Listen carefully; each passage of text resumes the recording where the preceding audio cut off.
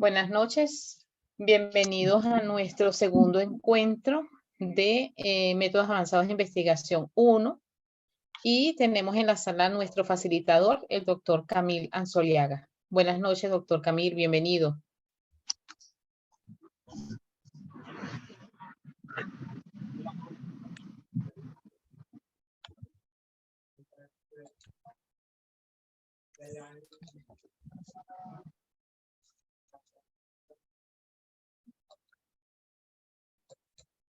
Profe Camil, ¿me escucha?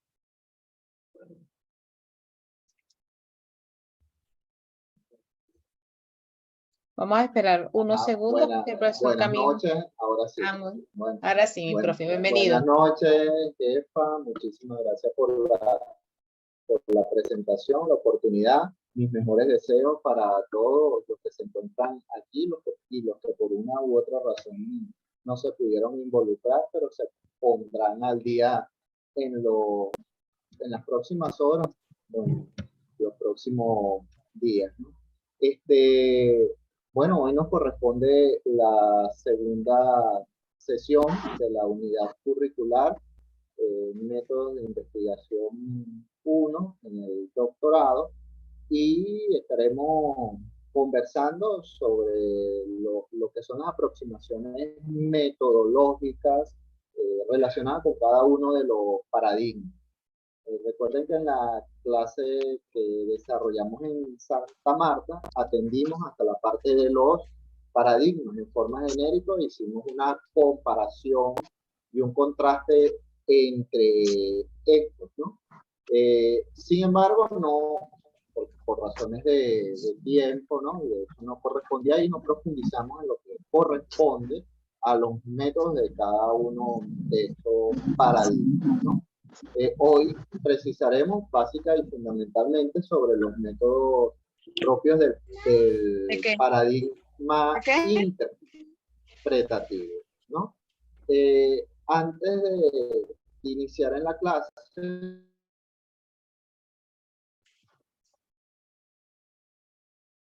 profe, abra el micrófono. Entonces, exacto. Antes de entrar en lo que son los contenidos propiamente de la clase de hoy, me gustaría conversar algunos detalles fundamentados en la revisión de los trabajos que han presentado, correspondientes a lo que es el cuadro comparativo entre los distintos paradigmas y la matriz epistémica, ¿no? Me voy a centrar en lo que es la matriz epistémica. En términos generales, el ejercicio del cuadro comparativo de los diversos paradigmas me parece bien acertado, un esfuerzo de síntesis pertinente, válido, y que logra el propósito fundamental de que puedan diferenciar, contrastar, y cuando van diferenciando y contrastando, de acuerdo a la situación o fenómeno que van a estudiar, van fijando posición también, ¿no? En eso los cuadros comparativos son un recurso extraordinario. Me gustaría conversar un poco sobre lo que son los títulos. Voy a atender más los temas que son de la matriz epistémica, y de hecho, en el desarrollo de esta clase, también más adelante hablaremos sobre cada una de las dimensiones alrededor de las cuales han realizado las dimensiones filosóficas de la tesis, han realizado consultas por el privado, ¿verdad? Ya son varias las consultas.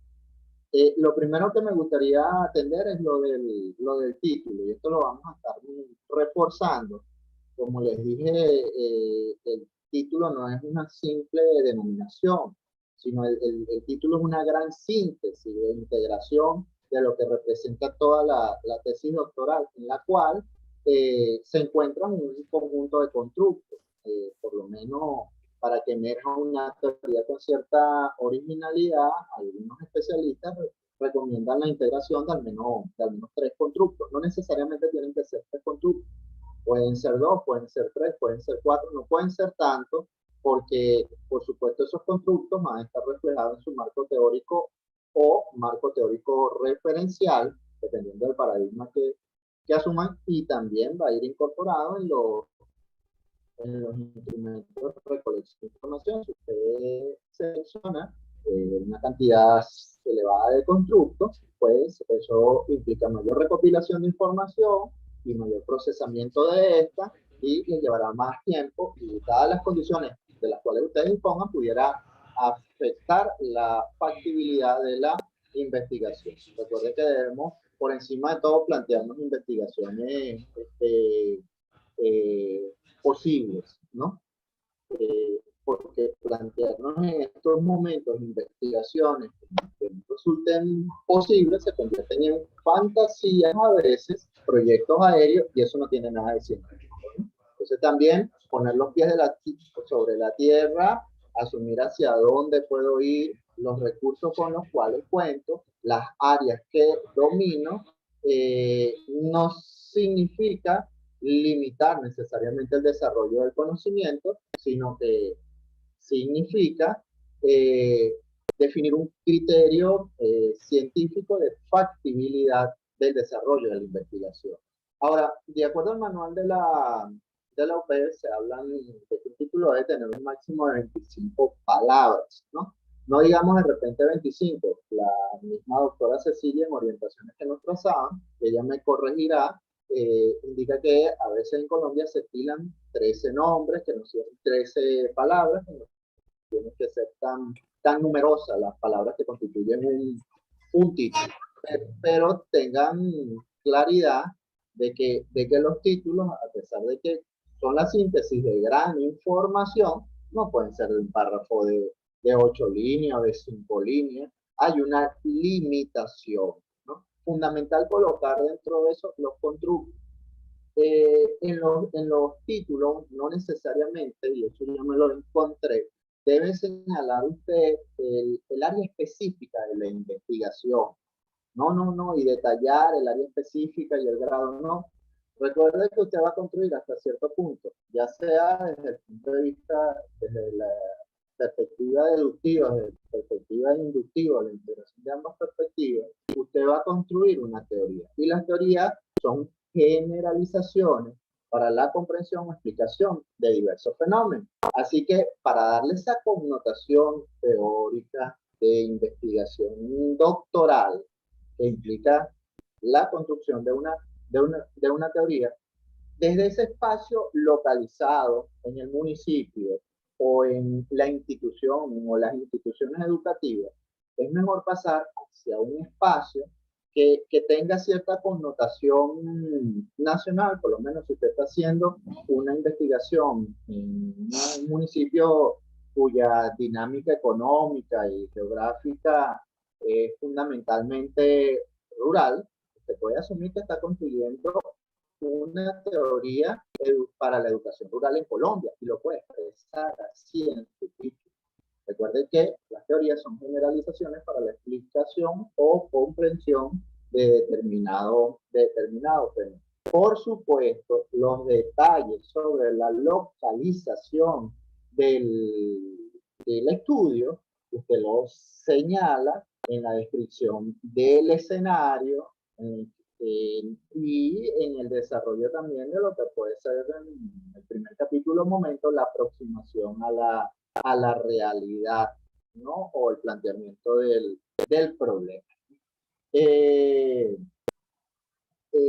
En algunos casos yo insisto en la posibilidad de expresar el título, el hecho de la construcción teórica. Entonces, teoría para, teorética para, orientaciones teóricas para. No necesariamente eso tiene que ser así. No necesariamente debe ser de esa forma. Pero si no expresa la que va a construir una teoría en su título, sí debe señalarlo, y donde no debe estar ausente es en el propósito u objetivo general, y bueno, algo al respecto en los objetivos o propósitos específicos que se plantean. Si no lo señala ahí, por lo menos debe quedar expresado en el propósito u objetivo general. Fíjense que hablo de propósito o hablo de objetivos, hablo de planteamiento de problemas, de aproximación a la realidad, hablo de explicación o comprensión, Y cuando tuvimos la clase le dije que cada paradigma tiene sus categorías, tiene su terminología, que no son simples denominaciones, sino que son procesos cognitivos y procesos también epistemológicos para abordar el conocimiento de la realidad, ¿no? Entonces, por eso hablo en algunos casos, porque de acuerdo al paradigma que usted asuma, usted también tiene que involucrarse o empoderarse o dominar lo que es la terminología y concepciones filosóficas propias de ese paradigma, ¿no? Bueno, básicamente eso con lo que se refiere al título.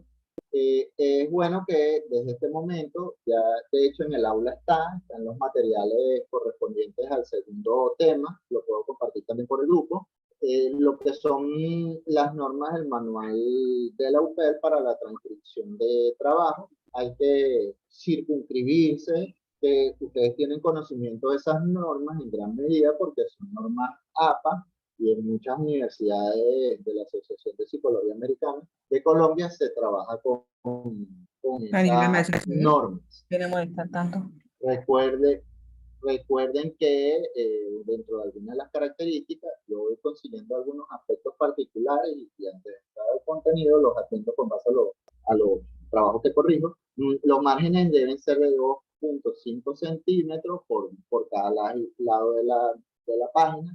No se olviden, por favor, de colocar la portada. Nos habituamos de repente a omitir algunas cosas, vamos creando resabios y después nos tomamos los asuntos a la ligera, y cuando llegue el momento de presentar el trabajo, entonces no se encuentra circunscrito dentro de las formalidades y les lleva tiempo, tienen que estar dando carreras con eso. Las formalidades no son simples caprichos ni necesidades de las universidades. Todas las universidades establecen sus formalidades, y eso porque son textos científicos, no son textos publicitarios, ni un informe de primaria, son textos científicos donde parte de su rigurosidad responde a una presentación adecuada. Cuando las presentaciones no son adecuadas, tienden y no son homogéneas a confundir el lector.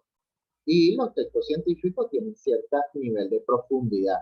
Entonces, digamos que esa parte de la transcripción contribuyen a la coherencia general del texto, aunque no lo crea, pero sí contribuyen a la organización. Y usted cuando elabora una tesis doctoral, no la está elaborando para usted la está elaborando para la comunidad científica, está haciendo un aporte al estado del arte sobre una temática, la está elaborando para otros lectores. Siempre insisto sobre, y repito algunas cosas, los estudios doctorales no son descriptivos o exploratorios, implican la construcción de una teoría. Los estudios de tipo exploratorios o descriptivos corresponden a el nivel de maestría. Por eso también el título debe denotar, indiferentemente que no tenga la palabra teoría o la primera palabra no haga referencia a la construcción de una teoría, pero sí debe dejar entrever que lo que se plantea allí es una teoría. Por ende, su nivel de profundidad explicativo, en el caso del positivismo, puede ser interpretativo desde el punto de vista del paradigma post-positivo. No solo se puede recurrir a la investigación documental como técnica, entonces en esos casos la investigación documental es un respaldo a una condición sine qua non, ¿no?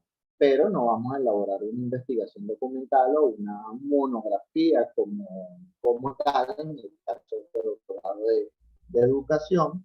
Es necesario esa investigación documental que siempre está presente en la construcción, por lo menos el marco teórico o marco teórico referencial, esté acompañada de otras técnicas, dependiendo del paradigma, como En el caso del paradigma interpretativo, la entrevista, la observación participante, y si es el positivismo, técnicas como la encuesta o la observación directa.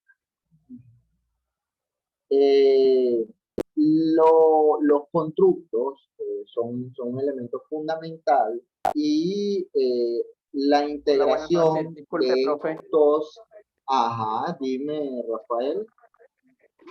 Lo que pasa es que no sé si es que está congelada la pantalla en una sola diapositiva o es mi No, es percepción. que no he comenzado con el desarrollo del contenido 2. Estoy en la portada realizando o comentando sobre observaciones a los trabajos que han presentado hasta el momento.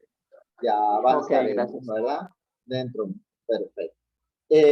Recuerden que el secreto de una construcción adecuada, como lo señalaba anteriormente, es la integración de los constructos. Y surgía la inquietud con respecto a lo que son los constructos. Si ustedes entran en internet verán diversas definiciones de constructos. Van a conseguir constructos en la rama de la filosofía, el concepto de filosofía, de constructo, lo van a conseguir también en la psicología como tal, ¿no? Desde lo que nos compete a nosotros, que tiene un sentido epistemológico, pero también operativo, digamos en este caso, la construcción de una nueva teoría. Podemos hablar de que los constructos son categorías, son teorías, y algunos se pondrían a decir que son conceptos, porque quien habla de conceptos dice que ya es algo definitivo o consolidado,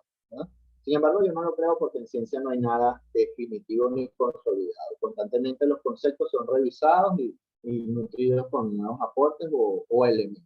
De eso se trata la ciencia, de revisar lo que existe, someterlo a verificación y sobre eso que existe hacer nuevos aportes. Pero asumamos que son conceptos, teorías o categorías que otros autores ya han trabajado, pero el secreto suyo es que esos constructos, desde el punto de vista integrado en una realidad concreta, el primero que lo está trabajando es usted. Y de allí, de la combinación de esos constructos, es que surgen nuevas teorías, ¿no? Por eso uno insiste tanto en la selección y combinación de los constructos. Luego estos constructos que usted expresa allí van a ser señalados también en su marco teórico referencial o marco teórico, y van a aparecer en los diversos instrumentos, ya sea de recopilación de datos o recopilación de información cualitativa que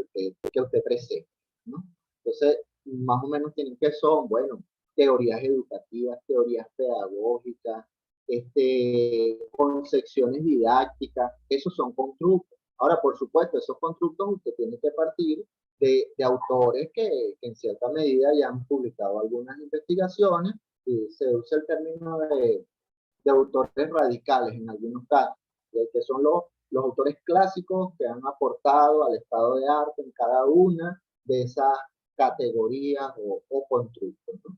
Usted tiene que considerarlos e incorporarlos allí en lo que es un marco teórico referencial, y luego lo que dice cada uno de esos teorías usted lo contrastará o lo comparará, ¿verdad?, con lo que le van señalando los sujetos de la investigación o los informantes clave, ¿no?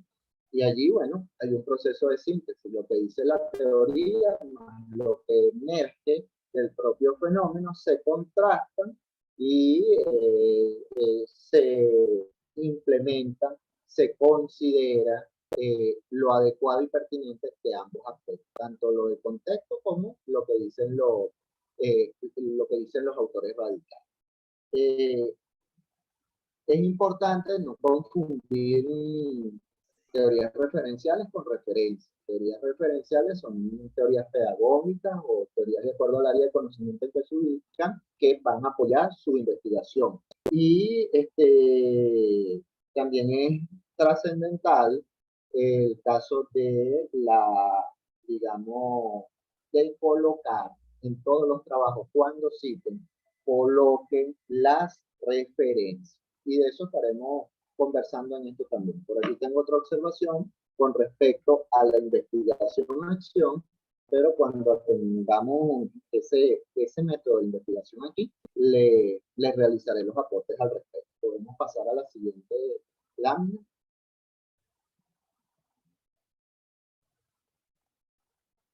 Bueno, ya los paradigmas de investigación, enfoque cualitativo y cuantitativo, en cierta medida lo aprendimos en la clase que desarrollamos en Santa Marta. Hoy hablaremos sobre el proceso de investigación cualitativa y aproximaciones metodológicas.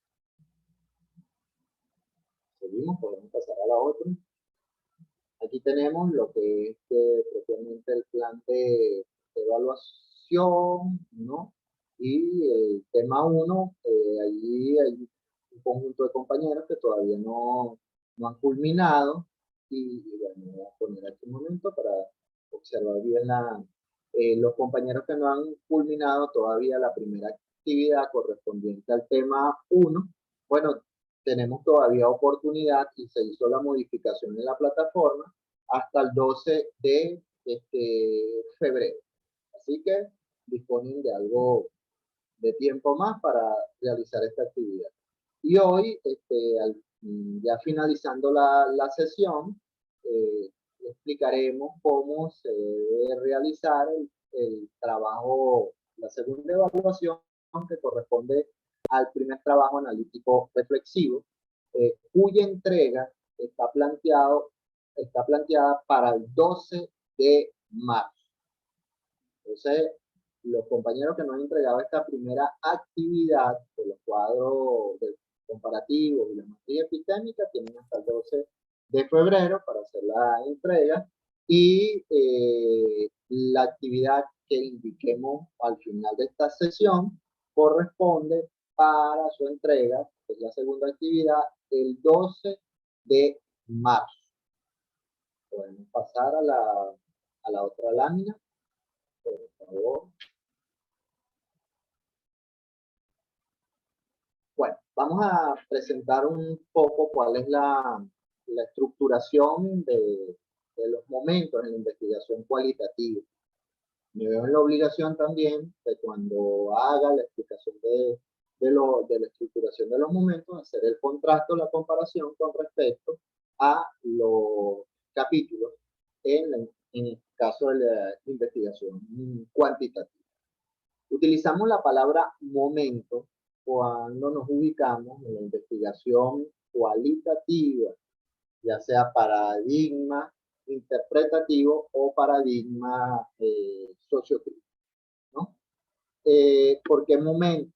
Bueno, digamos que hay un conjunto de fases y procesos, pero la palabra momento deja libertad a que usted avanza en la investigación, pero se consigue con nuevos elementos que necesita incorporar en etapas anteriores, y usted se puede regresar. En el caso del paradigma positivista, enfoque cuantitativo, en el proceso de la lógica de la investigación, eso no debe ocurrir. Entonces ahí se habla de capítulos. Ya lo que usted cerró en un capítulo es etapa superada, y una vez que pasa a la etapa siguiente, si hay un aporte distinto, no puede retornar e incorporarlo en el capítulo anterior. Eso no lo puede hacer.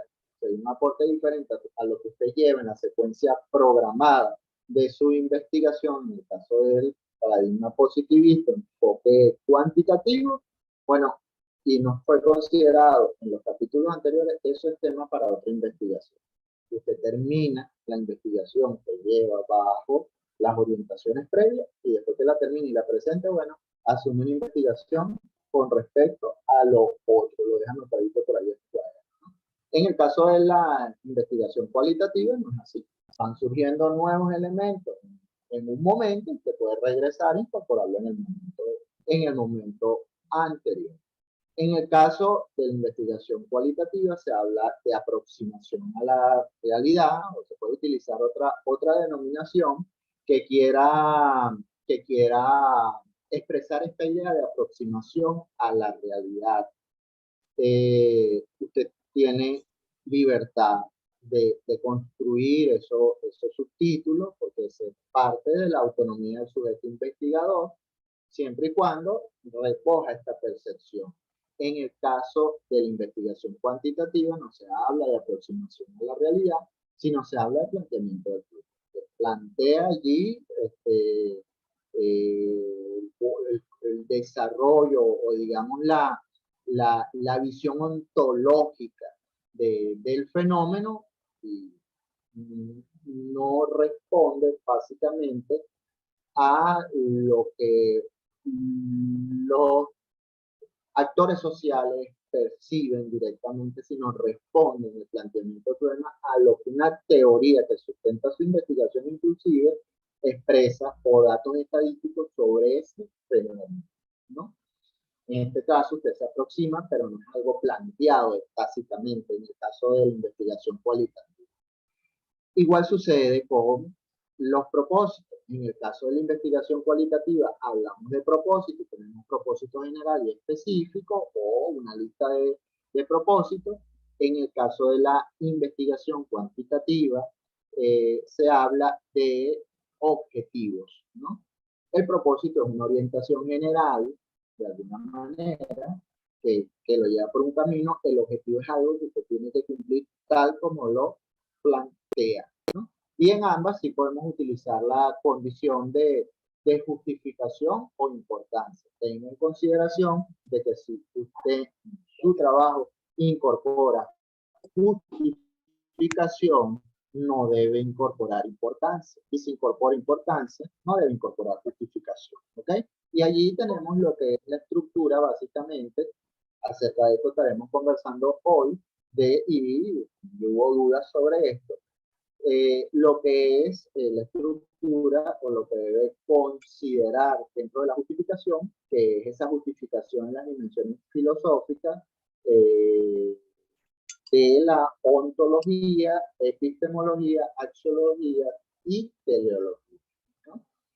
Y, por supuesto, la línea de investigación en la que se circunscribe el trabajo. Esto es una aproximación a la estructura y al proceso en cómo se desarrolla la investigación dentro dentro del enfoque cualitativo y también cuantitativo, porque estamos estableciendo la comparación. Pasamos a la siguiente. Por supuesto, allí en el caso de esa primera aproximación, digamos, a la realidad, que es el momento 1, o el planteamiento del problema, que es el capítulo 1, de acuerdo al paradigma o enfoque que usted asuma, surgen en el caso de la investigación cuantitativa, surge un conjunto de variables, y en el caso de la investigación cualitativa, emergen un conjunto de categorías. Y usted no puede ir a desarrollar o avanzar en la investigación si no tiene un conocimiento con respecto en ambas, con respecto a lo que otros autores han escrito sobre esas categorías o esas variables. Ahora bien, en el caso del enfoque cuantitativo, no se habla de marco referencial, no se habla de marco referencial como tal, marco teórico referencial, sino se habla de marco teórico. Porque el paradigma positivista asume que la teoría es universal y usted debe comprobar teorías ya validadas en un espacio específico. Por eso es un marco teórico. Y usted no se sale de lo que otros investigadores han planteado sobre esa temática. Usted lo que va a corroborar es esas teorías en el espacio que se encuentra, ¿no? Ahora bien, en el caso de la investigación cualitativa, usted habla de marco teórico referencial, porque usted va a asumir esas teorías, pero la va a contrastar con los aportes que le indican al respecto los informantes clave, los actores sociales que están involucrados en la investigación. Y usted me dirá, bueno, pero entonces, ¿cómo en el caso del positivismo yo voy a construir algo nuevo? ¿Cómo yo voy a construir una teoría nueva si yo voy a corroborar, tal como usted lo dice y lo dicen los clásicos al respecto, ¿no? Teorías ya comprobadas? Vuelvo y le insisto. Usted se va a fundamentar en esas teorías, ciertamente, pero resulta que usted está haciendo una integración de teoría en los constructos de sus títulos que de repente no había sido antes planteada. Allí está el secreto. El secreto se encuentra en la combinación de los constructos, que no es algo nuevo, no es algo diferente. En cierta medida la ciencia y la tecnología han hecho descubrimientos o cosas que los humanos no conocían. Pero muchos desarrollos tecnológicos han surgido, o en la ciencia, también de la combinación de diversos aspectos que ya, incluso en la biología, por decirle algo, la ingeniería. En la ingeniería que predomina el positivismo. Recuerden cuando eran los orígenes de la computadora y después vino un hombre con un reconocimiento extraordinario y un talento inmenso como Steven Jobs. Pero las computadoras no tenían monitor y las computadoras no tenían como tal teclado, no tenían mouse. ¿Y qué hizo Steven Jobs? Los combinó. Pero ya el teclado existía donde en la máquina de escribir. Y el monitor existía donde en la televisión. ¿Y qué fue lo que hizo Steven Jobs? Combinó computadora, monitor y teclado. Y hoy estamos haciendo esto gracias a esta integración de Steven Jobs. Y era positivismo, porque ese positivismo, la ingeniería sí funciona de acuerdo a los parámetros fundamentalmente del positivismo. Y aquí hago digamos, un paréntesis, y yo se lo señalé en la clase de Santa Marta. No tenemos la autoridad y no debemos hacerlo, porque gran parte del conocimiento se ha establecido sobre el positivismo, ¿no? Decir este método es malo, este método, no. Lo que asumimos al respecto es que el método o el paradigma que se asume con respecto a las características del fenómeno. Eso es lo que se discute, ¿no? De repente en la naturaleza de los humanos está el diálogo. Perfecto. Bueno, hasta cierto punto habrá otra relación sistémica, claro, cuando entremos a la teoría de la complejidad, que lo veremos más avanzada en la última clase, pero cuando usted va a estudiar determinados animales que no tienen el lenguaje como tal, puede ser que le resulte el modelo positivista, el paradigma positivista, pero en el caso de los estudios con humanos, hay ciertas particularidades que puede ser que le resulte el paradigma interpretativo. Y también en caso, dependiendo del fenómeno, le puede resultar el positivista, dependiendo del fenómeno, ¿no? Pero insistía y hacía este paréntesis sobre el hecho de el secreto de la combinación de los constructos. Bueno, aquí tenemos la estructura de lo que es el marco teórico o marco teórico referencial de acuerdo al paradigma en que nos encontremos. Tenemos los antecedentes de corte internacional, los nacionales. Usted desarrolla aquí los constructos, los desarrolla, están las bases teóricas y las bases legales. ¿Cuáles son esas bases teóricas? Las bases teóricas son corrientes pedagógicas, corrientes educativas que soportan su investigación. Ahí tenemos muchas. Tenemos la inteligencia múltiple, la inteligencia emocional, la psicogenética del taller, la socioconstructiva. Tenemos el aprendizaje por descubrimiento y me quedo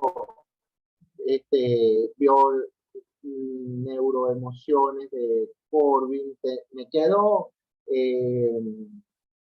Grunberg, de la ecología. Entonces hay diversas teorías. Usted también debe señalar en el desarrollo de su marco teórico referencial qué teorías soportan su investigación, ¿no? Y bueno, por supuesto, las bases legales. Las bases legales no las podemos obviar, porque resulta que su investigación debe ser para el desarrollo de Colombia y el aporte que está haciendo en función de mejorar la calidad educativa. Pues, ¿cuáles son los intereses que tiene la sociedad colombiana con respecto a su futuro en el ámbito educativo? Está expresada en las leyes, y por eso hay que considerar las bases legales. Si no, usted estaría haciendo una investigación descontextualizada, que no se ajusta a los requerimientos de la educación colombiana.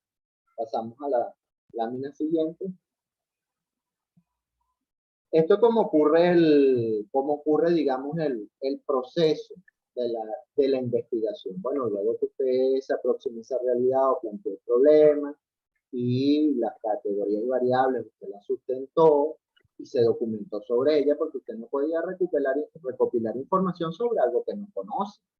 ¿Dónde la está conociendo usted como investigador? Inclusive la está repasando, la está reestructurando, porque tiene una noción general. Usted como investigador está detallando eso en el marco teórico referencial. ¿De dónde surgieron esas primeras categorías o variables de acuerdo al paradigma? Bueno, de ese planteamiento del problema. Ahora, ya que usted las conoce, va a indagar, va a sugerir los caminos, las alternativas para recopilar información con respecto a esas variables o categorías, y nos encontramos en lo que es el momento 3 o capítulo 3, que atiende los aspectos metodológicos. Usted debe señalar, y de esto ya conversamos, cuál es el paradigma, debe señalar cuál es el método y el enfoque que utiliza. En estos casos no solo señalarlo, sino señalarlo y argumentar las razones por las cuales utiliza, de acuerdo al hecho que su fenómeno puede ser explicado o interpretado de acuerdo a ese paradigma que usted está seleccionando. Y cuando haga esa argumentación debe citar autores radicales y clásicos de ese paradigma, ¿okay?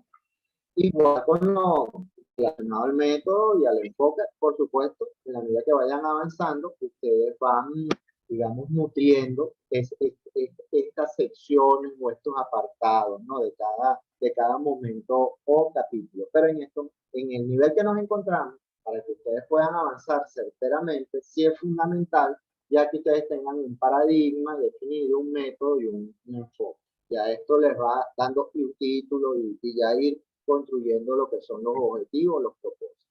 Luego de eso, dentro de este mismo momento, nos encontramos con lo que en el caso de la investigación cualitativa es el escenario. En el caso de la investigación cuantitativa es la población. Después de eso, nos encontramos con el caso de la información cualitativa de los informantes.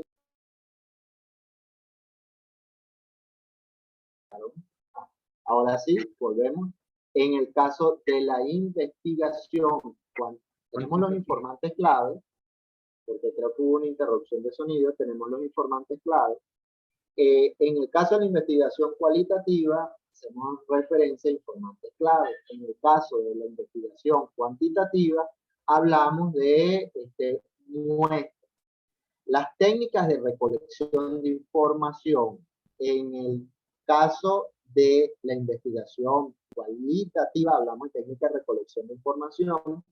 En el caso de la investigación cuantitativa, hablamos de técnicas de recolección de datos.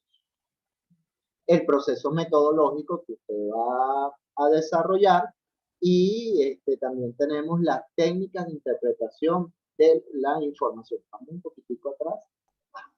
Técnicas de interpretación de información. En el caso de la investigación cualitativa, hablamos de técnicas de interpretación de información Y en el caso de la investigación cuantitativa, hablamos de técnicas de análisis de datos. Entiendan que datos se refiere a números, ¿no? Y posteriormente, la validez y fiabilidad. En la próxima clase estaremos detallando todo este proceso, digamos, metodológico, ¿no? Ahorita lo presentamos de manera general. Ahora sí, pasamos a la siguiente lámina. Vamos a atender los métodos del paradigma interpretativo. Cuando estuvimos en Santa Marta, hablamos un poco sobre lo que fue, o detallamos lo que era el método hipotético deductivo del paradigma positivista. Presentamos los métodos, pero no los desarrollamos, los paradigmas interpretativos, ¿verdad? Los principales métodos de investigación. Bueno, tenemos dentro del paradigma interpretativo fenomenología, hermenéutica, fenomenológico hermenéutico, la etnografía, la teoría fundamental y el método biográfico. Existen otros, pero que son los que, bueno, de alguna manera tienen mayor trascendencia. De Martínez les habla del feminismo, también se habla del interaccionismo simbólico, se habla de la etnografía y uno que se llama etnometodología. Entonces hay quienes expresan que incluso hay alrededor de 19 métodos, ¿no? Pero estos son los más trascendentales. Vamos a explicar cada uno de ellos. Pasamos a la lámina siguiente. Bueno, aquí nos encontramos ahora con el método fenomenológico, ¿no? Como tal, que surge incluso junto con, básicamente, su impulso, lo recibe con la presentación del paradigma interpretativo. Su principal representante, el filósofo alemán Edmund Husserl, y sugiere, de hecho, la fenomenología como una alternativa para el estudio de los fenómenos humanos, de acuerdo a las características y la naturaleza propia de la naturaleza humana. Pretende concebir la realidad desde la manera tal como los diversos actores sociales la sienten, la perciben, la desarrollan, y para ello, ¿no?, se apoya en una categoría que no usa la apoye. O sea, indiferentemente usted está sistematizando y registrando la vivencia de la persona, y en ese momento que está sistematizando esa vivencia de la persona, refiere al informante clave, la persona que usted está observando, usted temporalmente suspende el juicio para que sea realmente lo que se quede expresado, la vivencia de ese actor como tal. Se fundamenta en la recopilación de información de corte cualitativa y parte de un conjunto de preguntas generadoras, ¿no? O temas generadores. Ahora bien, fíjense que aquí lo tenemos de manera pura, fenomenología.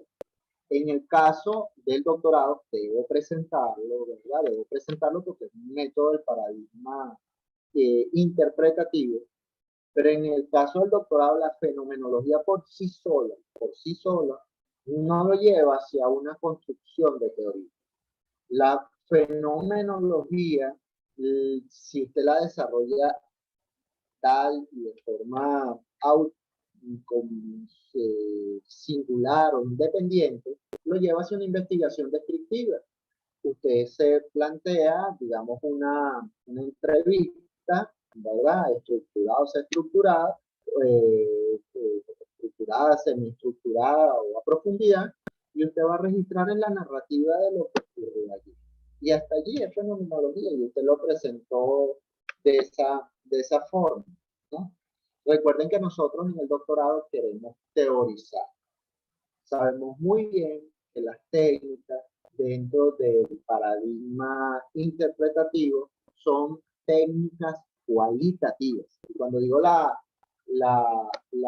frase o la palabra técnica cualitativa, recuerdo un curso que hice en una oportunidad con una paisana de ustedes connotada, Jacqueline Barrera Hurtado. Y ella insistía que lo que son, y lo que hace que el enfoque sea cualitativo o cuantitativo, lo que en sí son cualitativos o cuantitativos son las técnicas, ¿no? Porque ellas son las que terminan recogiendo información. Y unas recogen información de corte cualitativa y otras recogen datos, ¿no? Bueno, las técnicas que prevalecen aquí en el paradigma interpretativo, insisto, son las técnicas de recopilar información cualitativa como la entrevista, la observación participante fundamentalmente, ¿no? Dentro de las entrevistas tenemos distintos tipos de entrevistas, ¿verdad? ¿Ok? Miguel Martínez Miguelés habla de la entrevista estructurada, semiestructurada y habla de la entrevista a profundidad, ¿no? Hay diferencias entre esas técnicas y no son la misma técnica. He conversado con diversos investigadores y dicen que la técnica semiestructurada es una, la técnica a profundidad es otra, y de verdad que sí tienen un desarrollo distinto al momento que usted recopila la información y también cuando la procesa. Arrojan o tienen, digamos, la interpretación de la información tiene un comportamiento distinto, en algunos casos más complejos que otros, ¿no? Esas son, dentro de la fenomenología, prevalece la técnica de la entrevista. Prevalece la técnica de la entrevista como tal, ¿no? No puede decir usted, insistimos, no lo haga, que usted está dentro del paradigma interpretativo y su técnica es la encuesta. No, no, no. La encuesta pertenece al enfoque cuantitativo y al paradigma positivista. Debe tener claro que hay una secuencia entre paradigma, método y técnica. Y además, al igual como usted selecciona un paradigma de acuerdo a su fenómeno, usted también selecciona un método dentro de ese paradigma de acuerdo a su fenómeno, ¿no? En la fenomenología prevalece la entrevista, en algunos de los tipos, pero prevalece la entrevista. Pasamos al siguiente. También nos encontramos con la hermenéutica, ¿verdad? La hermenéutica es un método de vieja data que desarrollaron los filósofos griegos y que se aplicó a los textos. Se aplicó a los textos inicialmente, lo aplican los abogados desde el punto de vista de la hermenéutica legal, lo aplican los teólogos, porque los estudios bíblicos y de diversos se fundamentan en una hermeneusis. Muchos de los estudios literarios también se fundamentan en una hermeneusis.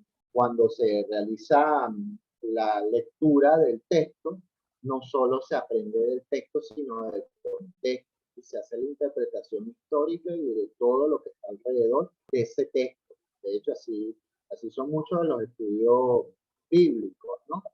Ahora bien, entre el año 1833 y 1911, otro filósofo alemán, Dilthey, la aplicó a la vivencia humana y consiste en la interpretación, ¿verdad?, de la realidad de los actores sociales. Él la aplicó, entonces vamos a leer como antes al texto, vamos a leer al ser, vamos a leer al actor social en su desempeño, en su comportamiento como tal. Y ahí prevalece, digamos, en la técnica de la hermenéutica, prevalece como tal la observación participante. Recuerden que tenemos dos tipos de observación. Tenemos una observación directa en la que no participa, no se involucra en el desarrollo, comportamiento del fenómeno el investigador.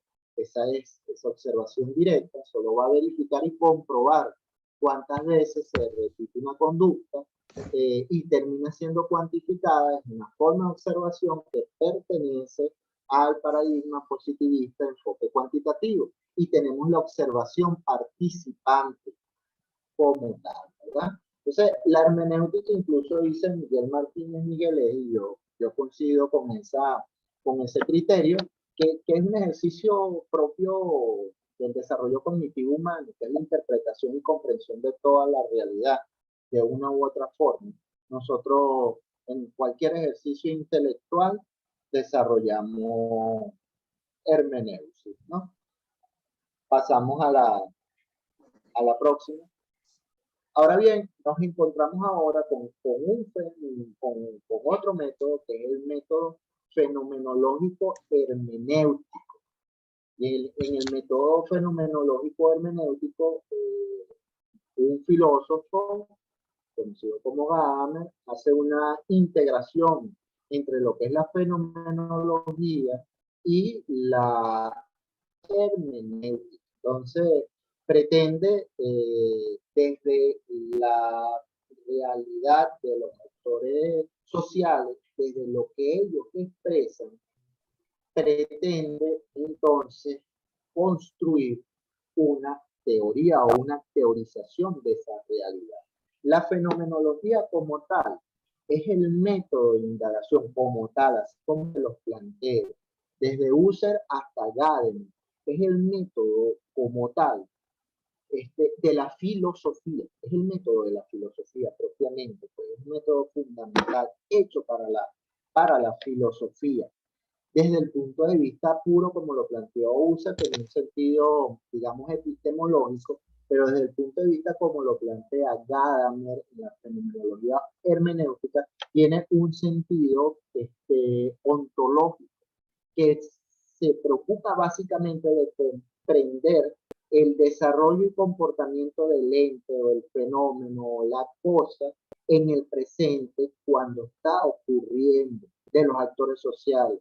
Es, digamos, la fenomenología propiamente la fenomenología gadameriana que utilizamos nosotros, a la cual muchas veces recurrimos en nuestros trabajos doctorales. Ahora, al integrarlo con la hermenéutica nos permite, desde esa descripción que hacen los actores sociales, nos permite entonces identificar cuáles son las categorías, cuáles son esos imaginarios sociales, esas percepciones de la realidad desde la propia cosmovisión de los actores sociales, y no solo dejarlo presente como una descripción de una situación, sino teorizar, convertir entonces cada uno de esos aspectos de la narrativa, los más trascendentales, esas ideas fundamentales que quedan expresadas en la narrativa de su vivencia, expresada por los actores sociales, convertirla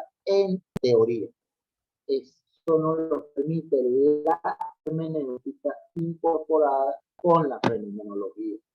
Acerca de esto también hablaremos en la próxima clase, de cómo ocurre desde el punto de vista operativo, porque aquí en primera instancia hay un actor o unos actores sociales que describen su realidad, y después usted, sobre esa descripción que ellos realizaron, que es la respuesta a cada una de las preguntas de la entrevista, va a ir identificando las principales subcategorías o categorías inclusive, y las va a ir definiendo en un proceso en el cual usted asume la percepción con respecto a esa categoría emergente, le dice cada uno de los informantes clave que respondieron su instrumento, la sintetiza en una opinión colectiva, y eso lo contrasta con lo que dicen los referentes teóricos. Cuando usted identifica esas categorías las contrasta de acuerdo a lo que dicen los informantes clave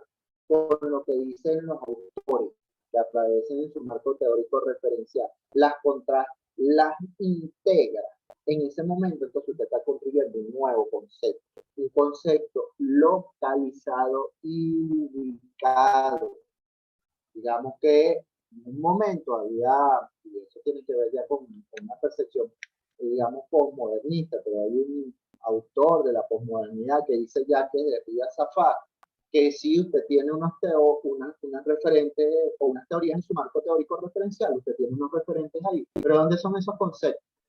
Muchos de esos conceptos son de teoría, digamos, occidentales, bueno, de Europa, perfecto, y puede que tengan algo pertinente. Ya decía Jacques Derrida Safar, y no lo dice solo Jacques Derrida Safar, sino que también lo asume Morán.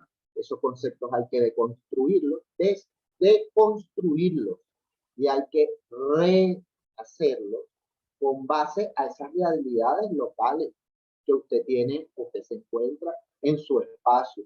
Cuando usted deconstruye un concepto, esa teoría la contrasta con una realidad. Usted ya está y le incorpora los elementos propios de esa vivencia, de esa existencialidad en el espacio que se encuentra, la investigación que lleva a cabo, usted está teorizando, usted está aportando a esa definición o a esa categoría aspectos nuevos, ¿no?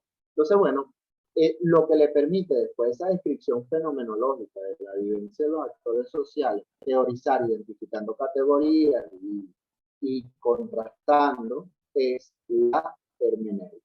Entonces, es uno de los métodos que se utiliza con bastante, digamos, frecuencia en el doctorado, ¿no? No, yo lo voy a decir con mucha sinceridad. El objetivo aquí o el propósito aquí, ¿sabes?, es construir teoría. No es que tengamos una moda o una decisión con un método determinado, no. Sino que si usted identifica que un método es el más pertinente para la construcción de teoría de acuerdo a ese fenómeno, es totalmente válido que lo esté. Muchas personas seleccionan el método fenomenológico hermenéutico. Ya les dije que por sí solo el método fenomenológico no les permite, ¿verdad?, teorizar, pero con la combinación con la hermenéutica sí lo permite. Aquí igual que en el método fenomenológico prevalecen, ahora sí, prevalecen la entrevista y está la observación participante también. Se incorporan esas dos técnicas, ¿verdad?, tanto la técnica de la observación propiamente de la hermenéutica como digamos, la entrevista de lo fenomenológico. ¿Okay? Avancemos al siguiente método. Tenemos la etnografía. La etnografía es el método propio de la antropología social, de la antropología cultural.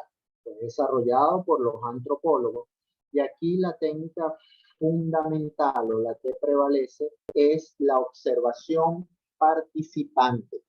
¿Por qué la observación participante? Y aquí voy a aprovechar para que vean que no solo hay correspondencia entre el paradigma y el fenómeno, sino también entre el método y el fenómeno. Pues usted selecciona un paradigma, pero después que selecciona ese paradigma, y de acuerdo a los métodos que estén dentro de ese paradigma, usted tiene que seleccionar un método, ¿no? Aquí prevalece la observación participante. ¿Pero por qué prevalece la observación participante? Como le dijera de los antropólogos no hablaban las lenguas de los pueblos indígenas a los que se aproximaron.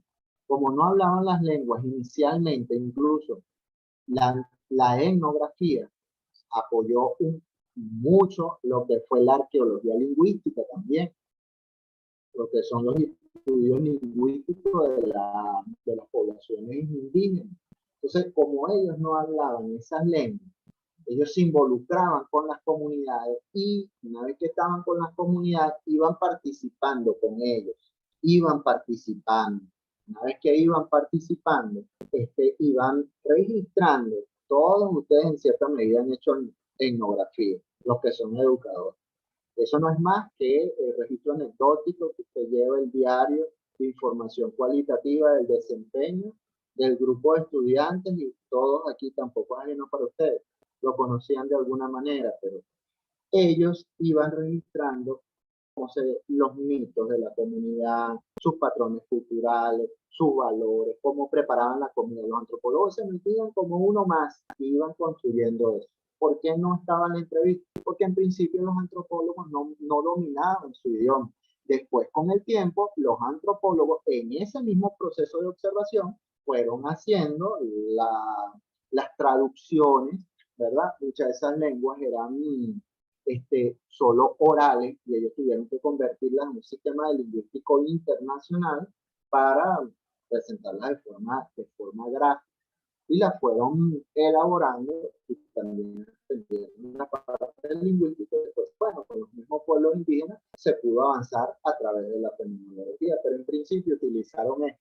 Ahora aquí les digo, porque tienen cierta prevalecencia, ¿verdad? En determinado, por lo menos si usted va a trabajar, bueno, disculpen el ejemplo, pero si usted va a trabajar con un comportamiento de determinados patrones de repente de personas mudas, o si usted va a trabajar con niños muy chicos de la educación inicial o la educación preescolar sobre una lúdica, y los chicos no están todavía, los niñitos, en condiciones de darle respuesta a algunas preguntas, pero usted se pone a jugar con ellos y va identificando cómo reaccionan ante determinado juego, ante determinadas actividades, y eso lo va sistematizando.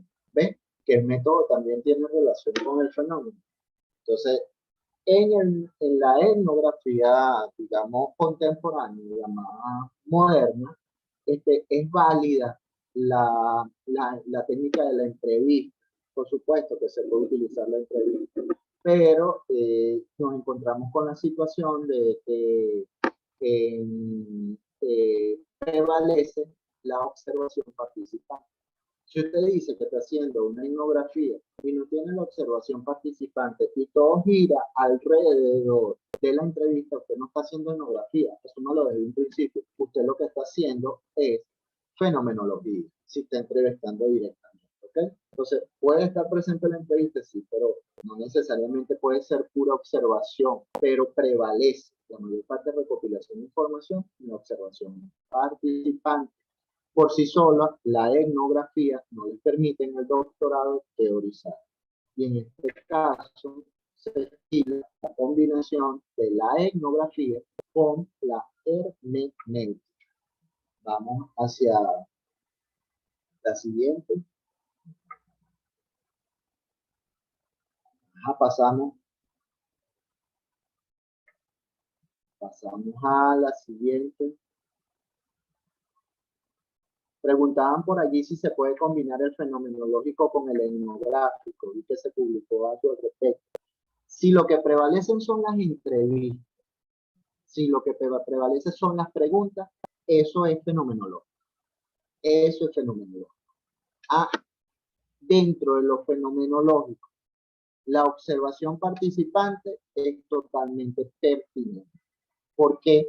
Porque la fenomenología no establece dicotomía entre el sujeto investigador y el objeto investigado. No, usted tiene una parte vivencial, usted la percibe. Así que si la mayor parte o el grueso de la información usted la está desarrollando a través de la entrevista, usted está involucrado con la observación participante, eso no es etnografía, eso es fenomenología o fenomenología hermenéutica, que es la que nos permite teorizar en este caso.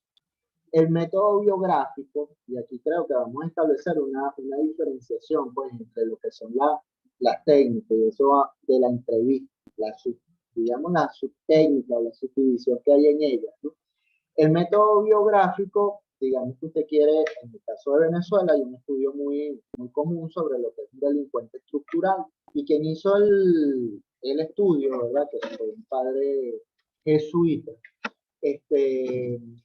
él se fue a uno de los principales barrios de la capital de Venezuela, Caracas. Él quería saber cuáles eran los elementos constitutivos de un delincuente estructural. ¿Cómo está definido? ¿Qué le pasó a él para ser definido? ¿Qué hizo él? Él le dijo a un conjunto de personas que estaban en ese camino que narraran su vida, y la gente narró su vida. Él no estaba haciendo una historia de crónicas sobre ellos, no era un libro de crónicas, ¿no? Después que la gente narra su vida, le da libertad para que la persona narre su vida, las personas, él agarró todo eso, todas esas narrativas y él empezó a ver qué aspectos los llevaron a ser delincuentes, a cada uno que eran comunes. Y después él, esa narrativa, 6, 7 personas, presentó, ¿verdad? De una u otra forma, mire, un delincuente estructural está determinado porque cuando niño le pasó esto y esto y esto, y cuando adolescente o pasó esto, o no les ocurrió esto y no ocurrió lo otro, comparando cada uno de ellos. No era una historia de un libro sobre las crónicas de ellos, no, pero sobre esa narrativa va identificando los elementos comunes. Por sí solo, el método biográfico no permite la teorización. Para poder teorizar con el método biográfico, tendría que combinarlo también con la hermenéutica. ¿Qué pasaría? Después de esa historia de vida, sacaría los elementos comunes entre ellos y esas serían sus categorías y mediante la hermenéutica de esas categorías pudiera irlas definiendo lo que le estructurarían su cuerpo conceptual o su investigación. ¿Verdad? Por sí solo, el método biográfico no permite la teorización. Es necesario combinarlo con la hermenéutica. Continuamos.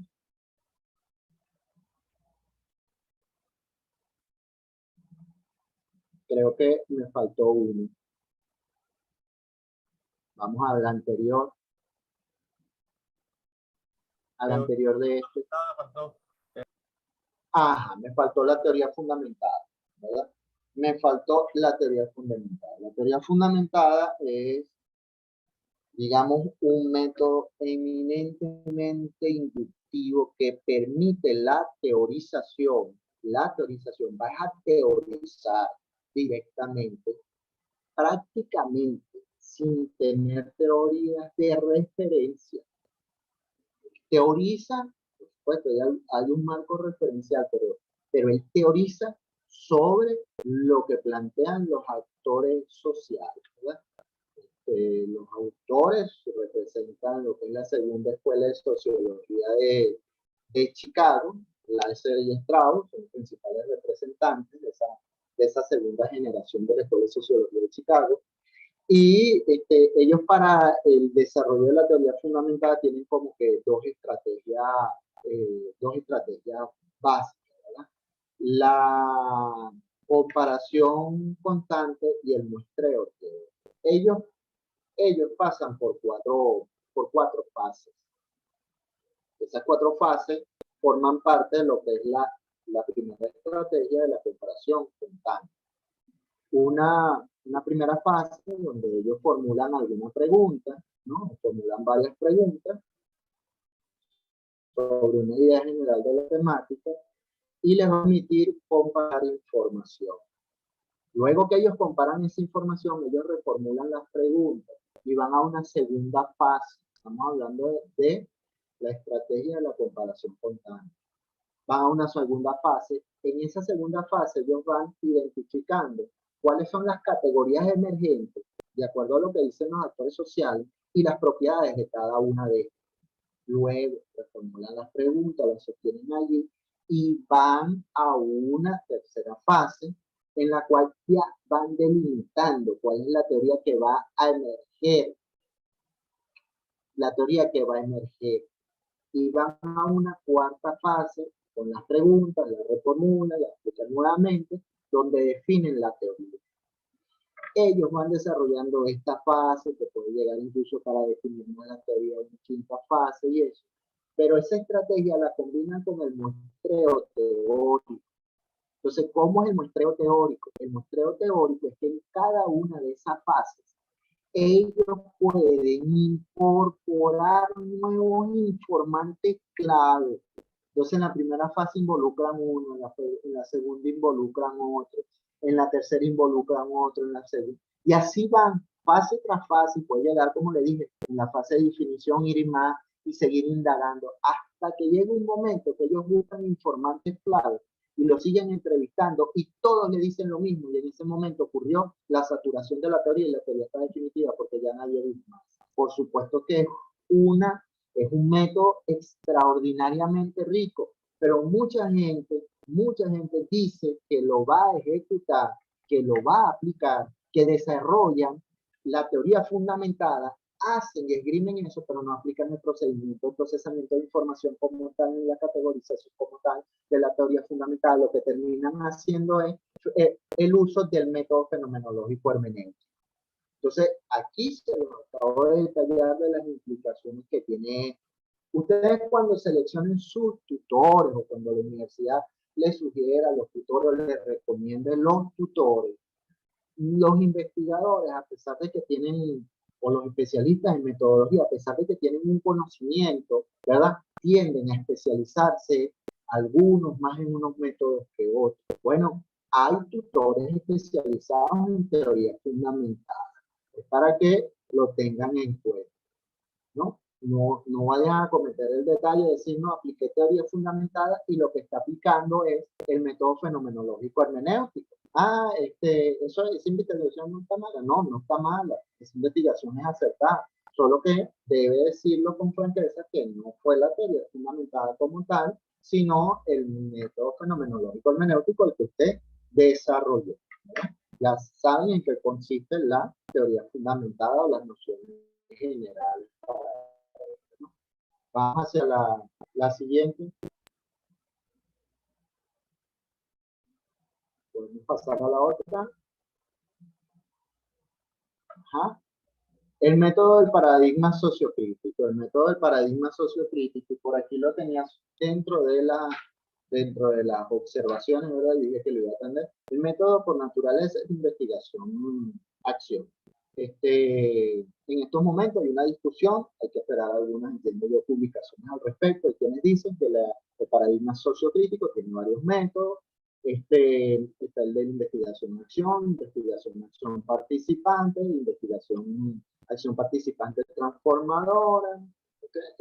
Bueno, pero en términos generales la investigación-acción es el método como tal del paradigma sociocrítico. Pretende involucrar a los actores sociales en el desarrollo de la investigación y generar cambios y transformación. El método de investigación-acción por sí solo no les permite teorizar en el desarrollo de un doctorado. Para ello, los que han realizado investigación-acción en doctorado lo han combinado con el método hermenéutico. Ahora, debo explicarles cómo ocurre esto en la investigación-acción, para que sepan, porque hay compañeros que están asumiendo la investigación-acción, de las implicaciones que tiene el método de investigación-acción al momento de teorizar. El método de investigación-acción, cuando usted lo va a realizar en el marco del doctorado, usted en primer lugar debe, después de que hace su aproximación a la realidad, su método teórico referencial, sus orientaciones metodológicas, y hacer una categorización previa. Sobre esa categorización previa, usted con los actores sociales involucrados, ahí en una especie de asamblea, de conversación con ellos, así sea pequeña la asamblea, con eso usted diseña un plan de acción, porque aquí tiene que haber transformación con ellos.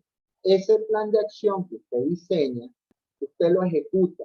Mientras lo ejecuta, va recopilando información. Lo termina de ejecutar y después que lo termina de ejecutar, entonces usted, ¿verdad?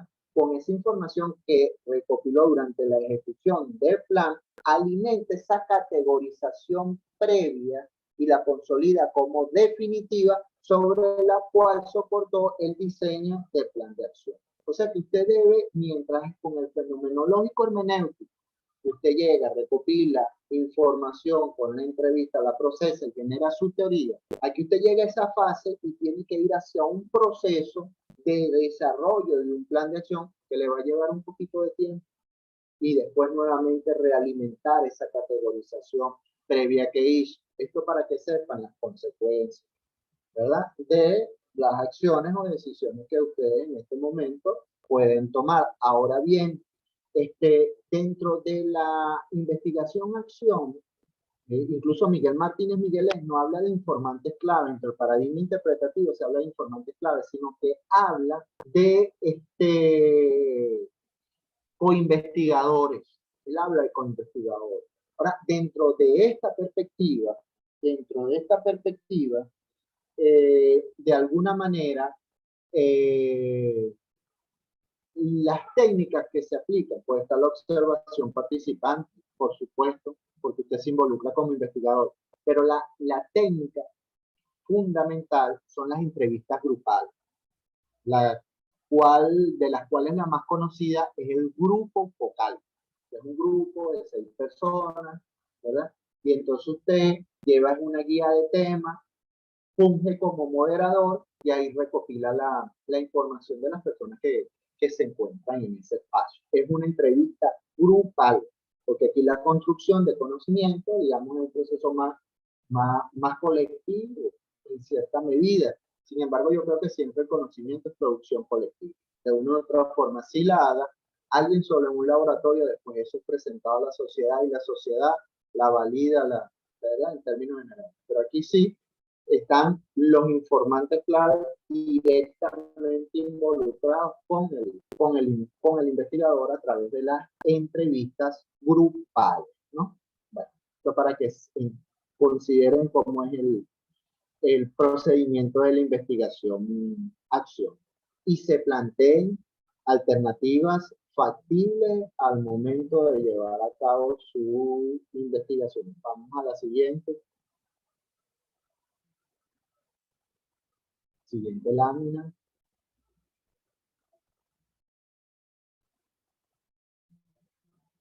Bueno, ya sabemos bien y hemos estado conversando que tenemos un enfoque cuantitativo, un enfoque cualitativo y ahora, bueno, tenemos un enfoque mixto, multimétodo. Desarrollaremos con más profundidad el mixto multimétodo en la cuarta clase, ¿verdad?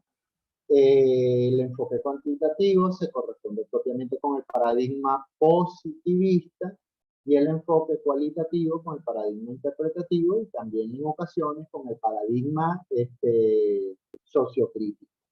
Aunque la investigación, el paradigma sociocrítico tiene también sus particularidades, ¿no? Porque a veces puede una investigación también bajo el paradigma sociocrítico llegar a ser multimétodo.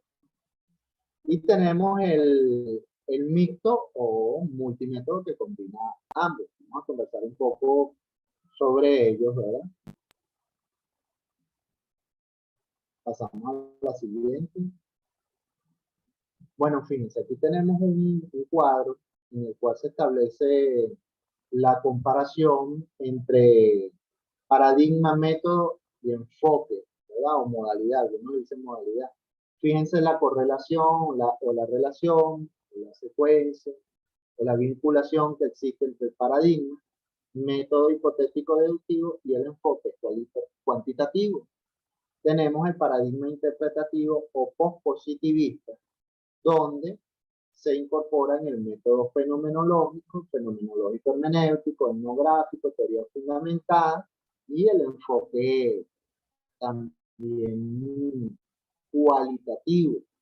Y tenemos el paradigma sociocrítico con investigación-acción, investigación participante y también, bueno, la posibilidad que se desarrolle con el paradigma, con el método, con el enfoque cualitativo. La combinación de varios paradigmas o métodos lo conocemos como multimétodo. Vamos a avanzar.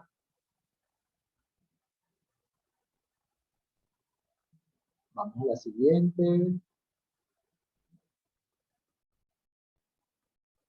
Podemos pasar a la otra lámina.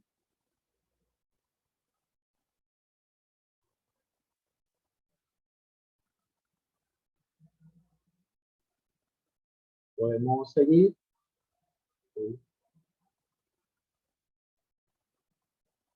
¿Me escuchan todos por allí? Profe. Sí, profe. Sí, profe. Sí, Bueno, profe. Bueno, aquí tenemos una comparación entonces entre lo que son los enfoques, el enfoque cuantitativo y cualitativo. El enfoque cuantitativo es preciso, definido por objetivos, de los cuales no se puede salir. El enfoque cualitativo es abierto, permite, si van surgiendo nuevos elementos, integrarlos. El enfoque cuantitativo son unas variables, desde que usted las identifica ya en su planteamiento del problema, por ahí va todo el curso de acción de la investigación. En el cualitativo expansivo se abren, recogen elementos nuevos que van surgiendo. Cuantitativo es direccionado, el cualitativo no hay una, a pesar de que hay una orientación, no hay una direccionalidad limitante, digámoslo así.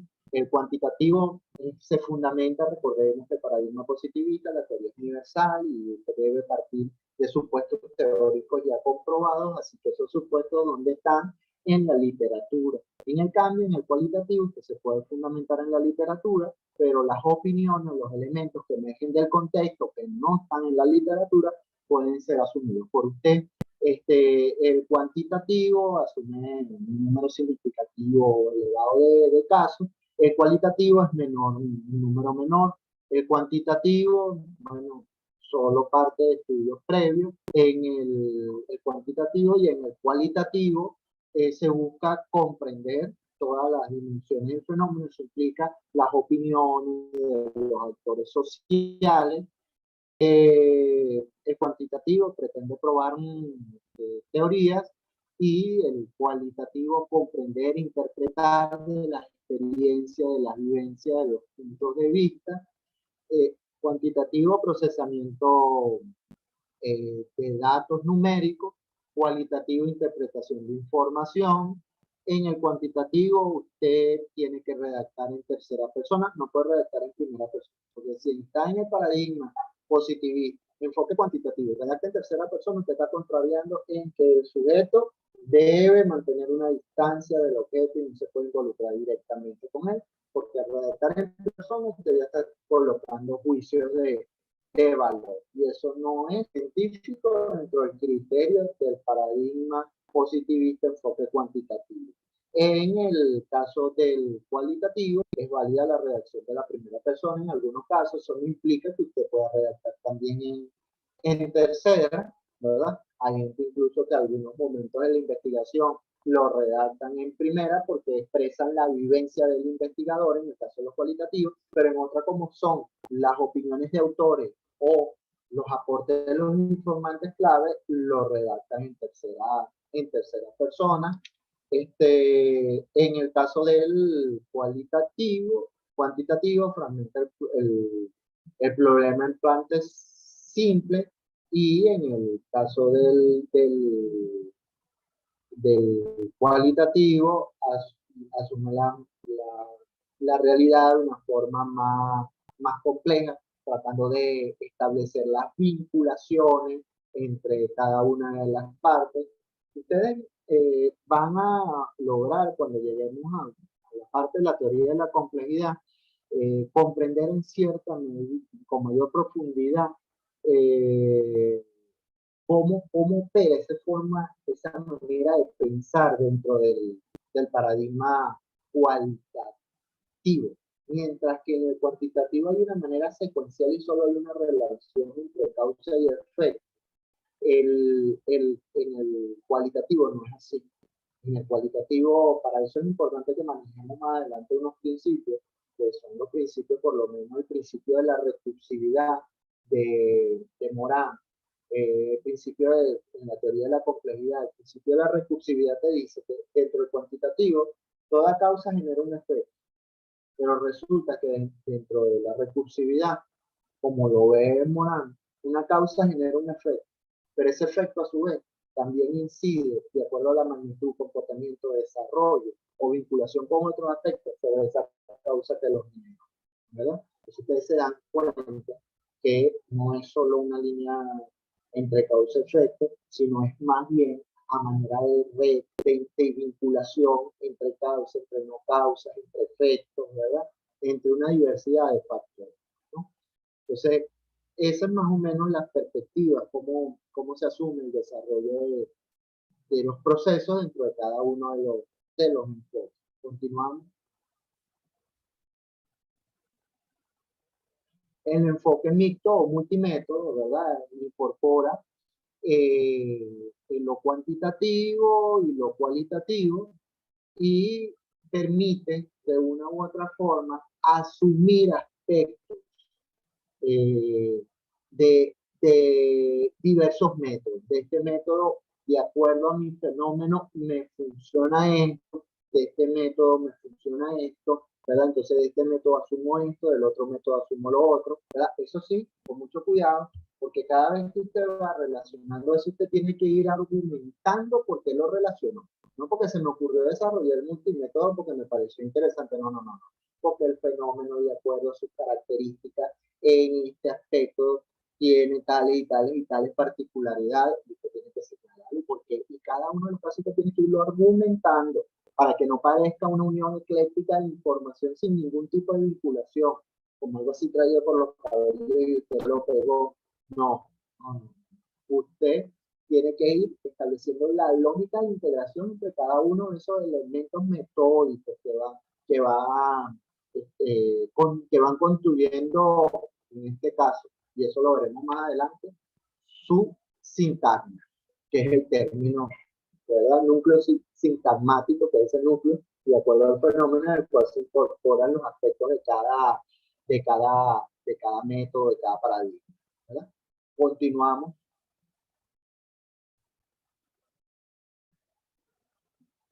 Bueno, ¿cuándo usar el enfoque multimétodo? Cuando el fenómeno lo exige, no por, debido a las exigencias que condicionan las características de una investigación. De repente usted está dentro de una institución, cualquier institución, ellos tienen unos protocolos que le plantean que eso sea así. Muchas veces las Naciones Unidas utilizan aplica estudios de corte multimétodo. Y cuando el nivel de profundidad de la investigación en cierta medida lo exige. Ahora pasamos a la siguiente. ¿Cuándo no usar el enfoque multimétodo? Bueno, es que usted no puede usar el enfoque multimétodo por simple capricho, ¿verdad? Si usted logra alcanzar los propósitos con un solo método, no se complique la vida. Si el fenómeno no se lo exige, no se complique la vida. Es muy común entre los investigadores cuando están comenzando y tienen la ilusión y bueno, voy a hacer la investigación del siglo y creen que el camino es el multimétodo y después termina metido en el enredo del siglo, ¿verdad? Entonces, no, eso no le va a dar más cientificidad a su proceso, porque si usted vincula y no lo argumenta, son procesos eclécticos, sin una lógica de comprensión y epistemológica bien sustentada, en lugar de darle base científica, va a dejar un conjunto de incoherencias que la va a cuestionar la comunidad científica, ¿no? Entonces, ¿qué ocurre con el multimétodo? Como lo dice allí esta lámina, si es posible alcanzar los propósitos con un solo método, no se plantee el uso del multimétodo.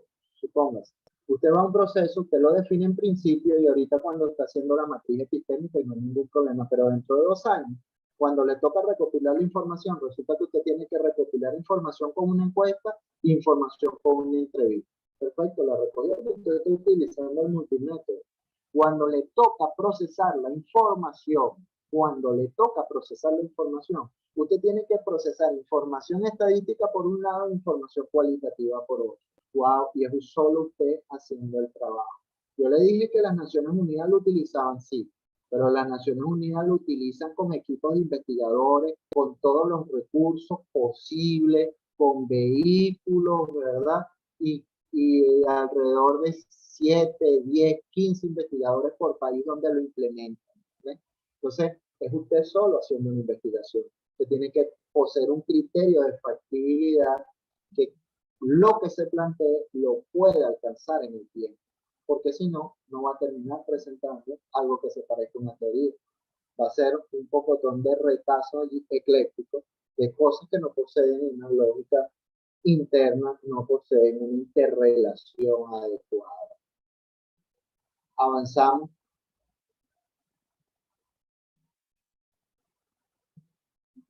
Vamos a la siguiente lámina. Bueno, este es un tema que lo atiendo, ¿verdad? Ya las otras clases son un tanto tensas también, y es el tema de los principios éticos del investigador. Esos principios giran alrededor de tres aspectos básicos, ¿verdad? Los participantes, la investigación y el plagio académico. Bueno, en el caso de la investigación validada científicamente, y la va a validar en gran medida usted, claro, con la coherencia de metodológica, epistemológica que tenga su investigación. Por eso le digo, si usted asume el multimétodo y no argumenta la razón por la cual, lejos de fortalecer esa validez científica, puede estar poniéndola en duda.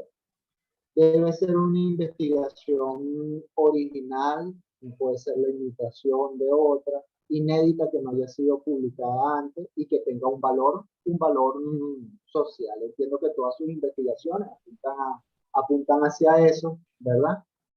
Porque son experiencias vividas. Lo comentábamos, ¿no? Debe partir de su realidad concreta. La investigación debe partir en el paradigma que usted se ubica. ¿Por qué? Yo insisto en esto. Puede ser que yo sepa algo de metodología y de epistemología y otros de sus facilitadores sepan de otras áreas que vamos a atender en esta unidad curricular. Pero de esa experiencia de vida usted es el especialista. Usted es el conocedor. Y es el que está vinculado directamente con él, y es el que el único en este doctorado de esa realidad concreta puede sacar una teoría. Entonces, su experiencia de vida usted la conoce, la domina, tiene acceso a las fuentes de información, ¿verdad? Con respecto a los participantes, el consentimiento informado, las personas que van a participar allí deben, digamos que ser, tienen disposición, tienen que firmar un documento donde ellos manifiestan que van a participar en su investigación.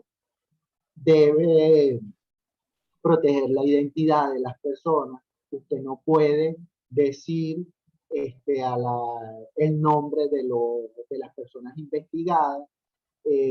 No puede, usted se refiere a ellos con códigos, con números, informante clave 1, sujeto 1, ¿verdad?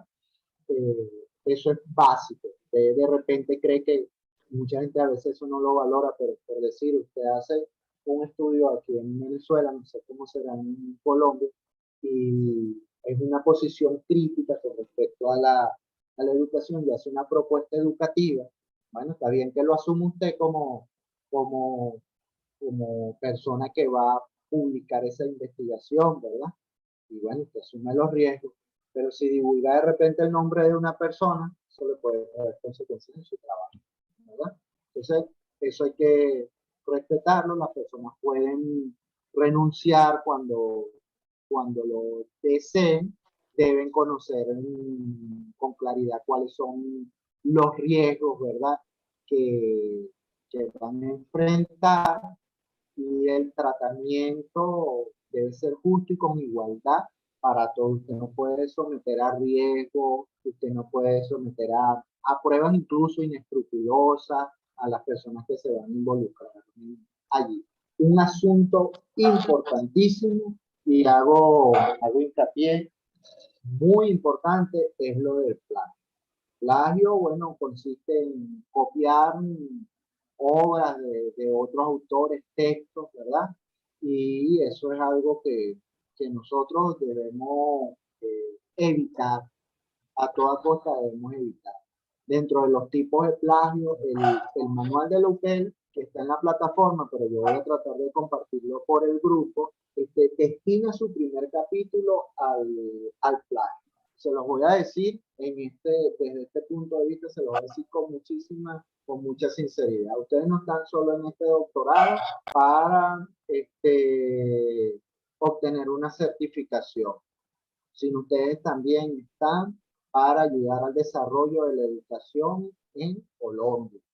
Esa también es una de las misiones que nuestra Universidad Local se plantea, y no van a contribuir en ese sentido si comienzan a asumir de manera textual otros trabajos de otras latitudes inclusivas, ¿verdad? Entonces, esto es importante que siempre lo tengamos en todas las unidades curriculares y reflexionemos con respecto a ello. Tenemos la clonación dentro de los tipos de plagio, que, bueno, asumir un trabajo completo, tal y cual, ¿verdad? Tenemos, bueno, el mosaico, que es material copiado de múltiples fuentes, pero usted lo va colocando allí sin mencionar los autores. Copiar y pegar, que se incluyen textos de una misma fuente, pero usted va copiando, pegando de manera este, salteada en su investigación.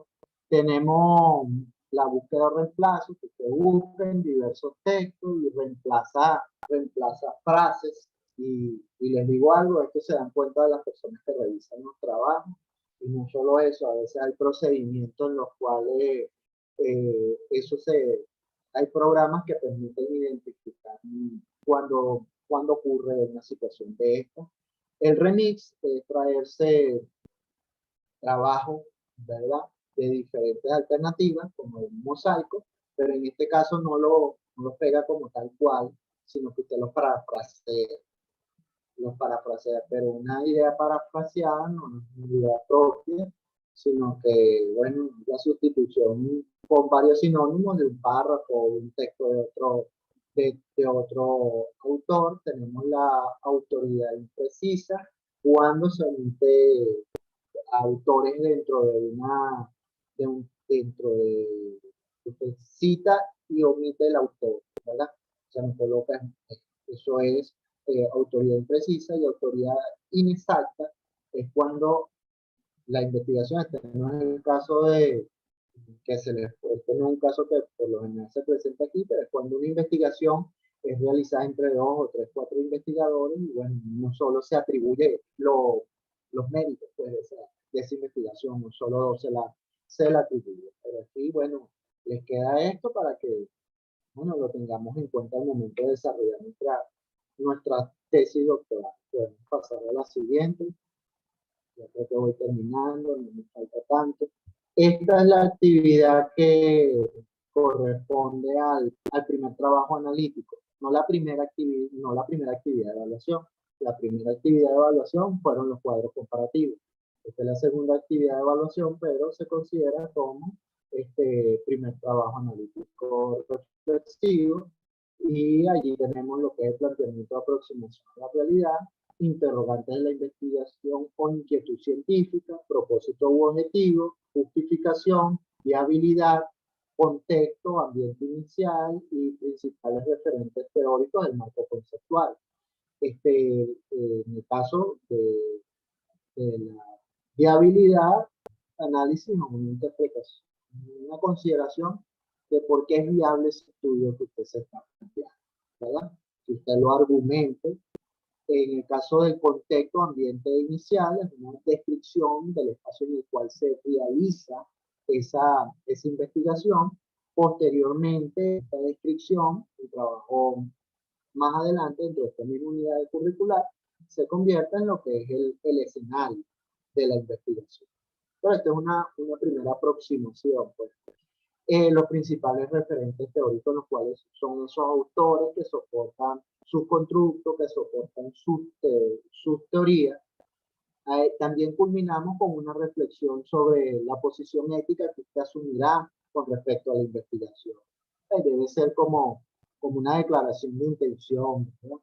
Que es una reflexión suya, y que con base a esa lámina que presenté no tiene que ser muy extensa, pero que usted respetará la cita, que citará a los autores, que el trabajo será una producción intelectual propia, que preservará la integridad de los informantes claves o sujetos, y que representará un aporte para el desarrollo de la educación colombiana, ¿no? Es en el caso de la reflexión. Ahora, en torno a lo que es el planteamiento de aproximación a la realidad, interrogación de investigación, propósito objetivo y justificación. Tenemos unas laminitas para explicar eso de forma rápida, ¿verdad? Vamos a la siguiente. Bueno, en el planteamiento del problema de paradigma positivista, redacción en tercera persona, fragmentar el elemento tanto como sea posible en las partes que lo componen. Debe apoyar la argumentación ahí en registros documentales. Ahora, cuando le digo fragmentar el problema en tantos elementos, cuando comenzamos tanto dentro del paradigma positivista como el otro, tratamos, no necesariamente tiene que ser así en el paradigma interpretativo, pero tratamos de ubicar al lector en una lógica. En este caso, la lógica opera, se habla del problema del fenómeno que está estudiando, que es la contextualización del fenómeno, cuando se hace una aproximación, un planteamiento del problema, se habla de cómo ocurre este fenómeno a nivel internacional, cómo ocurre a nivel de Colombia y cómo ocurre en su localidad.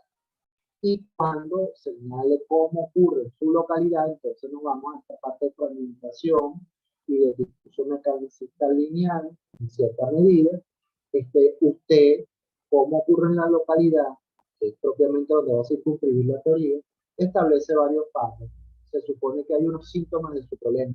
Usted establece por cada párrafo un síntoma y una relación dentro de cada párrafo cuando esté explicando el fenómeno en su localidad. Establece la relación que existe entre la causa que ocasiona ese síntoma y, bueno, el síntoma como tal. Ya eso le desarrolla unos párrafos, ¿verdad? No tiene que ser tampoco muy extenso, creemos que es una aproximación. Quienes trabajan con el método o el paradigma positivista, ellos al momento de explicar esa realidad concreta, ellos hacen un cuadro. Muchas veces para la redacción, planteamiento del problema, ellos hacen un cuadro. Recuerden que quienes han trabajado con esto, muchos se soportan ya en su tesis. Hay unas variables dependientes y hay unas variables independientes.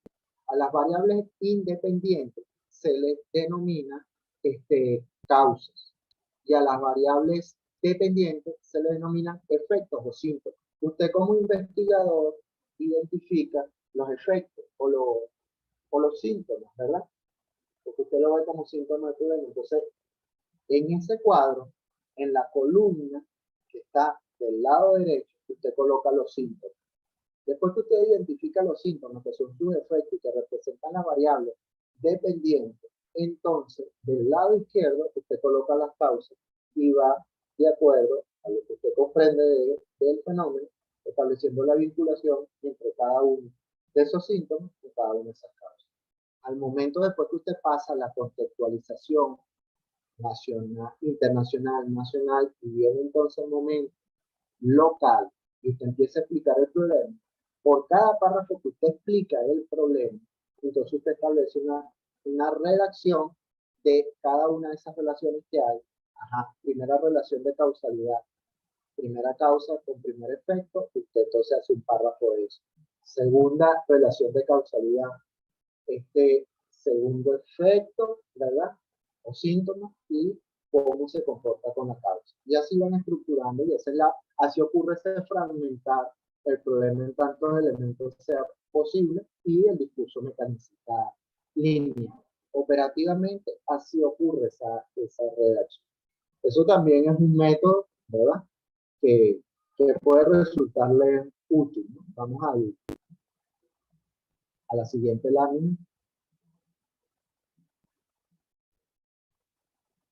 A la otra lámina, la que viene, Es válido el uso de redacción en el caso del paradigma interpretativo y sociocrítico, es válido el uso de redacción en primera persona. Las realidades son complejas, usted se fundamenta en una narrativa, usted puede partir de una, no es obligatorio. A veces algunos tenemos sembrados o estamos influenciados, digamos, por el positivismo, a veces tengamos otras posiciones, ¿no? Sin embargo, siempre que uno escribe, debe pensar en el lector. Entonces no es contradictorio, pensando en el lector, probablemente, que usted escriba, ¿verdad? Y comience, pero no es obligatorio. Igual, con la contextualización internacional del fenómeno, nacional y local. Y luego usted hace una narrativa libre de cómo se comporta ese fenómeno allí.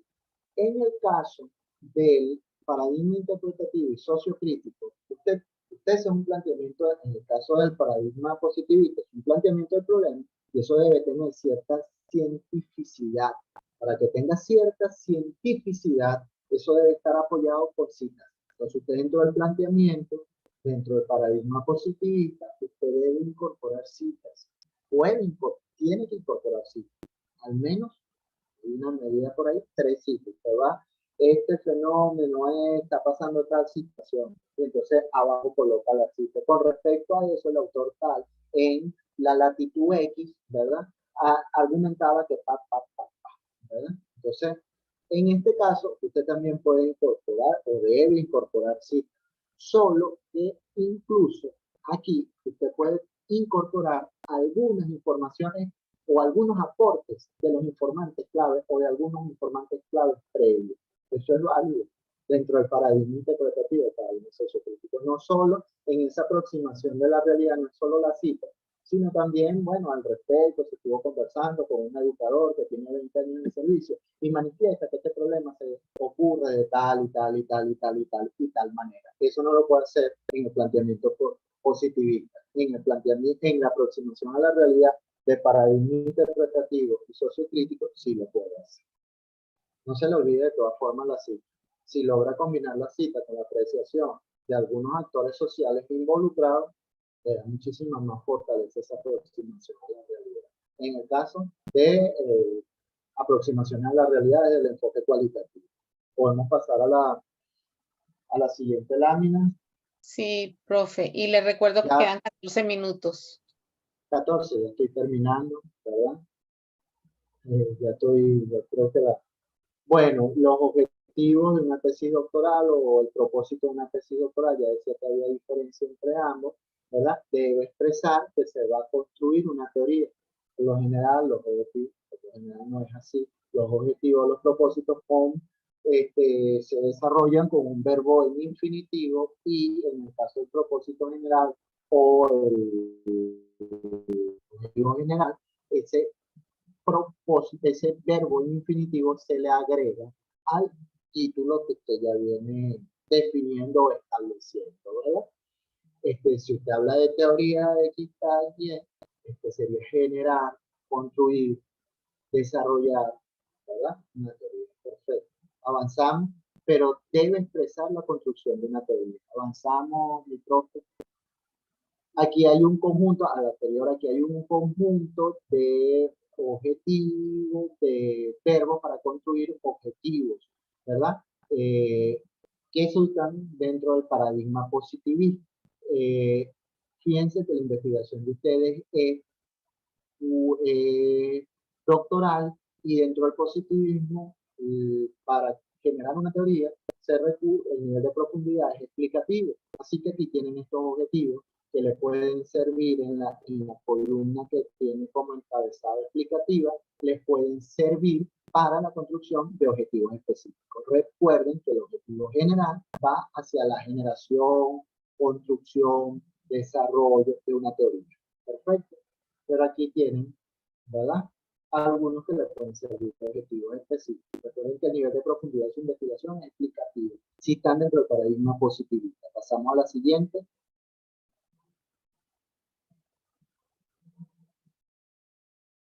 A la otra lámina.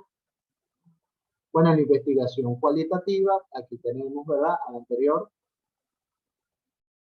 Ajá.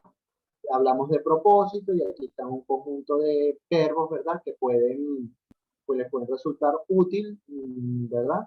Para definir propósito, ya sea de tipo específico. Recuerden que el primero, el propósito principal, siempre va hacia la construcción de una teoría. O evoca la construcción de una teoría. Vamos a la siguiente lámina. Aquí tenemos algunos, ¿verdad? Verbos que se utilizan para propósitos dentro del paradigma sociocrítico. Pero recuerden, el propósito general o el objetivo general siempre comienza con un verbo infinitivo que evoca, significa, representa la construcción o desarrollo de una teoría. Vamos a la siguiente.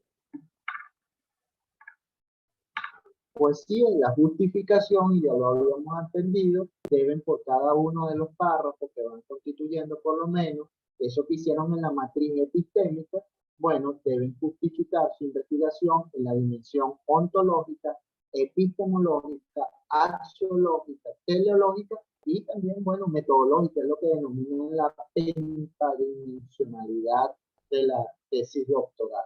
Las 5 dimensiones fundamentales que tienen imbricación con la filosofía. Entonces, ¿cuál es el aporte en esa justificación a la ontología de su trabajo?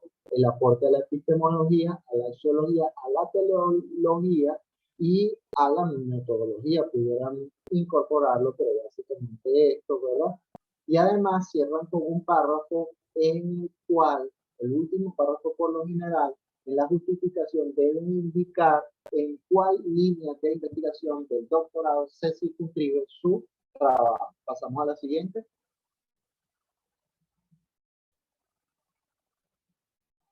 Creo que casi que es la última. Ahí están las líneas de investigación del doctorado.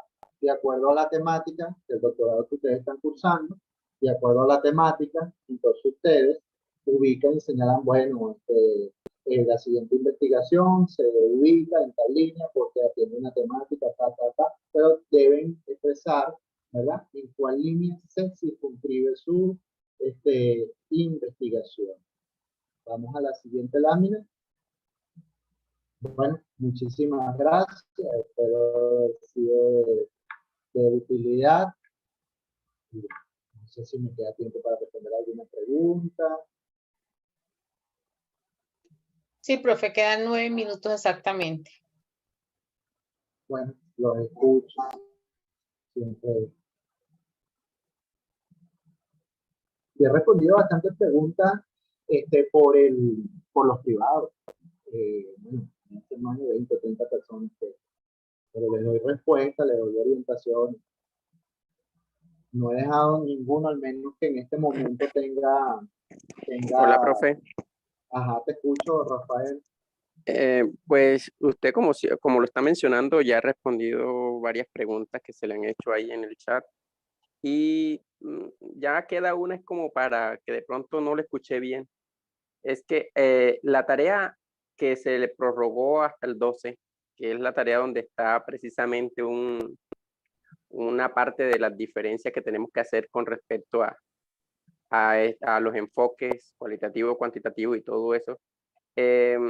¿Hay alguna forma de ir delimitando la problemática de nuestras instituciones cuando ya nosotros hicimos un proceso de, como decirlo así, de una pregunta problematizadora y arrancamos de ahí para hacer nuestro trabajo?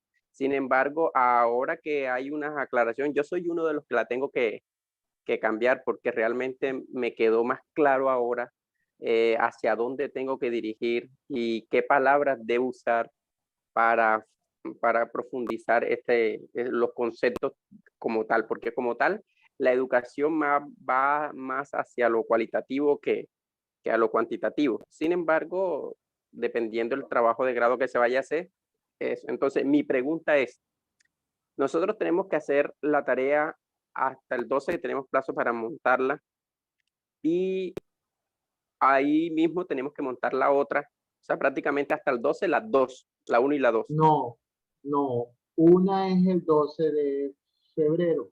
Sí. Y la otra, la que te expliqué hoy, Rafael, Sí. Es el 12 de marzo. Ok, lo siento, pero es que en un momentico apenas acababa de enganchar. Seguro. Bueno, no, pero está bien, es el gracias. 12, la de hoy, la que expliqué para hoy es para el 12 de marzo, ¿no? Hay que preguntar, Rafael.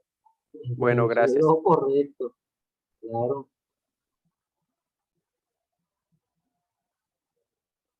Creo que tu pregunta es muy pertinente. Me permite repetir algo que es de cierta trascendencia porque sí se puede prestar a confusión. Pues, y con tu intervención podemos ratificar la aclaración.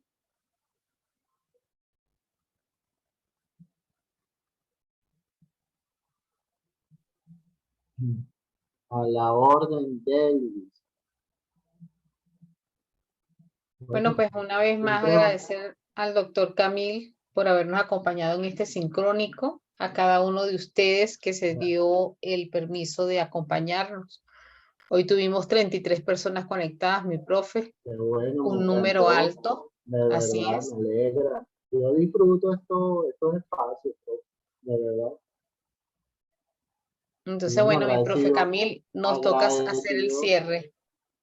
está bien, agradecido con usted por la oportunidad y por el respaldo, bueno, y además toda la oportunidad que nos brinda a nosotros como facilitadores y a los participantes que también representan en cierta medida un respaldo, ¿verdad? Y, de hecho, Para fíjense, estar en chicos, este curso. les quiero comentar un poco cómo nos hemos ido organizando. Como ya tenemos pues 11 grupos, son muchos grupos en sincrónicos. Entonces, organizamos, como yo voy a estar coordinando el grupo de investigación que nos aprobó Colciencias, el semillero socioeducativo de Polinorte, y en Felicitaciones. garantía de que una de las cosas que nos piden para convalidar pues es el eje de investigación a lo largo de todo el doctorado, pues hemos decidido que yo voy a estar acompañando en la medida de lo posible todos los cursos que tienen que ver con investigación, ¿ok? Entonces, otros cursos, por ejemplo, epistemología, sociopolítica, técnicas creativas, pues que son cursos que no corresponden al área de investigación, pues los vamos a estar dividiendo con Karina, que es mi secretaria de la parte académica, y el licenciado Nafer, que es otro de los directivos de Polinorte. Entonces, para que sepan eso, no es el motivo de que yo no esté en todos los sincrónicos, porque son muchos. Y me voy a quedar con el eje de investigación, como para acompañar a los profesores, estar pendiente de todo lo que pase en Somos investigación. afortunados.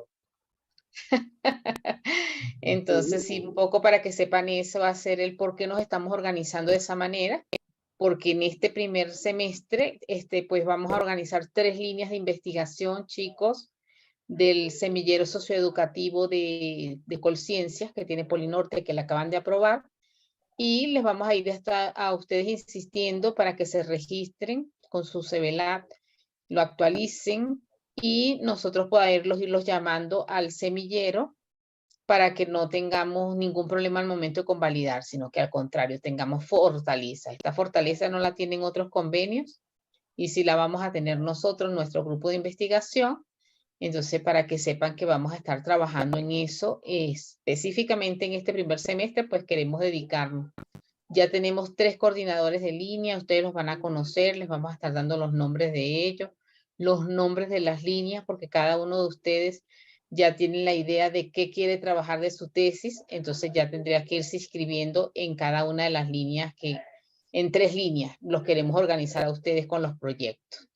Entonces, un poco esa es la logística que vamos a estar haciendo este primer semestre. Bueno, profe Camil, de verdad que es un honor acompañarlo. Disfruto las clases de metodología del profesor Camil. Muy dinámico, muy preciso, conciso, y bueno, se denota toda la parte teórica que el profesor domina ampliamente en esta área. Bueno, profe, feliz noche. Feliz noche, Dios me los bendiga pues a todos y me la guarde mi profe bello. Muchas gracias. Bueno, chicos, profe, feliz Muchas noche gracias. y Feliz noche. que descansen. Gracias, igualmente.